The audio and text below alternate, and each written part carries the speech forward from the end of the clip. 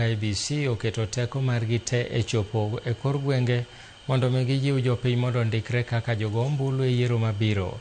Koloso e limbe mane otimo e kaunti ma Bungoma, Commissioner mar IEBC Alutalala Mukwana owacho ni jopiny matin emosendikore kaka jogo ombulu, kokwayo joma opogore mondo mi ochwal wach jipo ne jopiny e kor gwenge mondo gindikre kaka jolut ombulu. Gavana ma kaunti ma Bungoma Ken Lusaka manoyuore chenro ni ojiwo jodak ma Bungoma mondo wuog oko kar romgi mondo gindikre kaka jogo ombulu.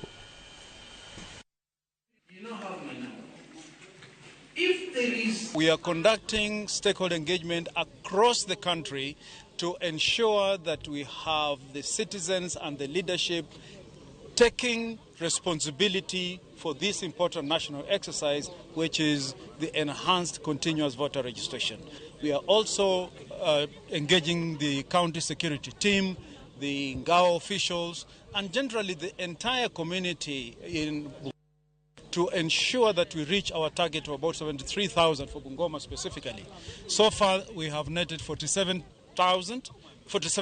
rather, which is about 34,000 thereabout. Not impressive.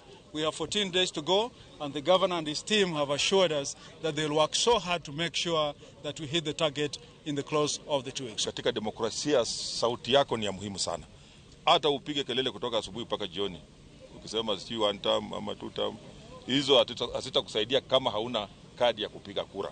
Kwa hivyo vile tumekubaliana, sisi tutasaidiana na IEBC kuona kwamba watu wetu wanajisajili kuwa wapiga kura, hasa eneo hili la magharibi. Tunataka tuwe na good numbers.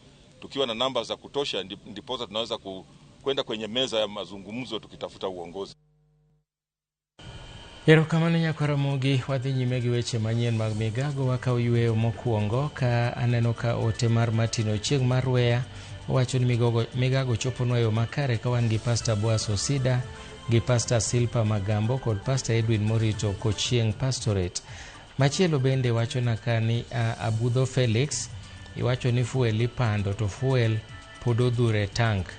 Kaito wach machielo miwacho no to terne obila nikech chal ni ng'eyo kaka monj ma Kisumo notimore, terne obila wekele e TV nikech in gi evidence ing'e ng'ama nomonjo. Miyo kwach kich mondo iwach kaka ing'eye.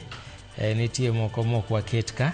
Kaito machielo bende hawi maber ne baba wa Singa Odongo kod Simok Singa mano Sara Singa mar West Kanyamkago. Mogik kapok wadhi e yweyo ka wan gi ote mar ng'ato wacho na kanyo ni wan wachung' ka tiendwa kendo wang'e kama wadhiye.